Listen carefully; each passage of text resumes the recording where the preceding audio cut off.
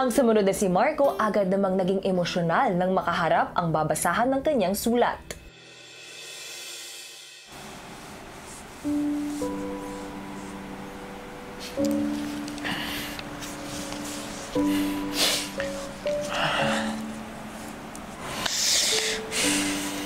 Dear Makokoy, bilang ikaw ay maagang namulat sa hindi karaniwang sitwasyon sa pagpasok mo sa industriya ng showbiz, ako ay lubos na humahanga at nagpapasalamat sa iyo.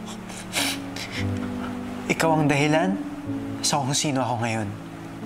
Alam ko na sa bawat pagsubok at pagkakataong hinarap mo, lubos mong naipakita ang taglay mong kahusayan.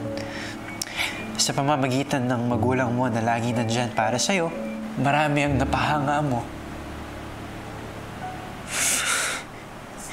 Kaya ngayon, bilang ikaw sa hinaharap, nais kong ipaalam sa'yo na bilib ako sa'yo. Ipinapangako ko sa'yo na hindi ko bibiguin ang lahat ng napatunayan mo.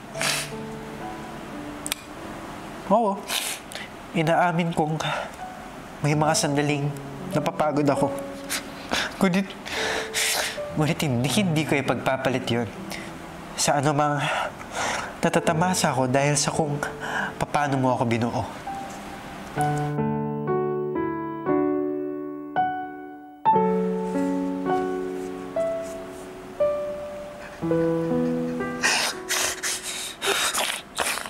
Ikaw ang inspirasyon ko. Masasabi kong malayo ka na, pero malayo pa ang patutunguhan mo.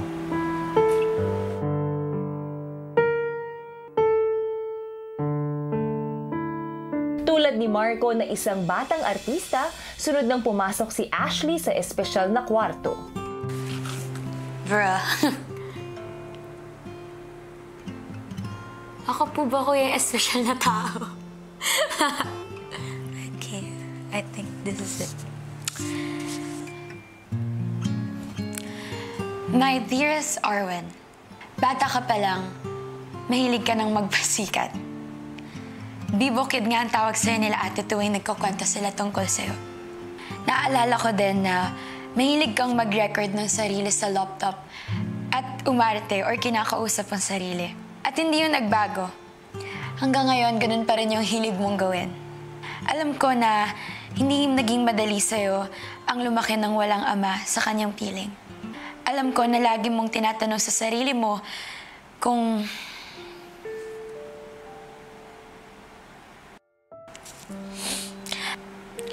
bakit kayo iniwan ni Daddy at kung bakit hindi na siya bumalik.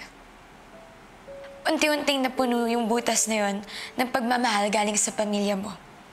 You're so lucky to have your mom and dad in one. Alam ko rin na hindi naging madali para sa'yo ang pag-aartista. Alam ko kung gaano ka napapagod at nahihirapan sa bawat pagsubok ng mga panahon na yun. At sa bawat puyat, ay kasama mo si Mommy. Ever since po bata ako, sobrang sanay na po talaga ako na lagi ko po siyang kasama. And feeling ko po, hindi ko po yun gaano nakita at na-appreciate when I was a kid. And hindi po siya napapagod po na gawin yun, Kuya. Nais ko rin na ipaalam sa'yo na hindi nagbago ang puso at ang mga pangarap mo sa buhay. I just want to say that I'm super, super duper proud of you. You were able to provide and to be the breadwinner of the family at a very young age. Thank you for living the life the way you did, for being strong, and for growing up a little bit earlier for your age. Your experience in life made me who I am today. I love you, I'm proud of you, and I know that we'll make it. Love, Ash. Yay!